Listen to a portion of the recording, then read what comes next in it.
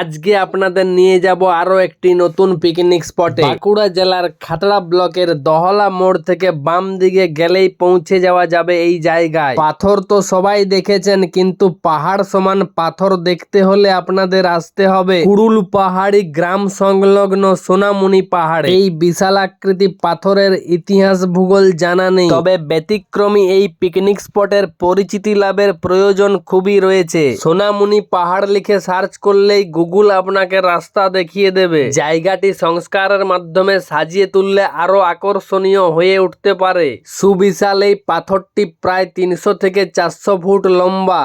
পাহাড়ের ওপরে ঠাকুর রয়েছে, তাই জুতো খুলেই ওপরে উঠতে হয়। আমার মতো আনফিট শরীর হলে এই পাহাড়ে উঠতে অবশ্যই হাঁপিয়ে যেতে হবে। পাথরটি ওপর থেকে দেখলে একটা তিমি মাছের পিঠের মতো দেখতে মনে হবে। যেহেতু ঠাকুর রয়েছে, তাই এই পাথর সংলগ্ন জায়গাটাতে পিকনিকের রান্না করতে দেওয়া হয় না। পাথরের এক প্রান্তে বড় বড় গাছ রয়েছে, সেই দিকেই পিকনিক করা হয়। পাথরের ওপর থেকে চারপাশের দৃশ্যটা দেখতে খুবই মনোরম। এই যে পাথরের ওপরে ঠাকুর রয়েছে, একে কেন্দ্র করে বছরে দুবার এখানে মেলা বসে। পাশাপাশি 15-16টা গ্রামের মানুষজন এই মেলায় যুক্ত থাকে। শীতের মরশুমে পাশাপাশি অঞ্চলের অনেক মানুষ এখানে পিকনিক করতে এলেও দূর দূরান্তের মানুষের নজরে এখনো পড়েনি এই সোনামুনি পাহাড়। পিকনিক পাথরের এক প্রান্তে জঙ্গলে করলেও পাথরের ওপরে আপনি যখন উঠবেন, সেখান থেকে আপনার নামতে মন চাইবে না।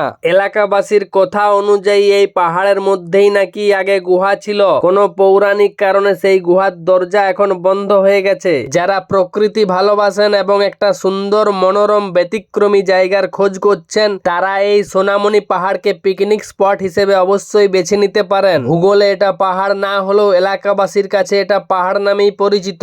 এবার আপনারা ঠিক করুন কবে আসছেন এই পাথরে।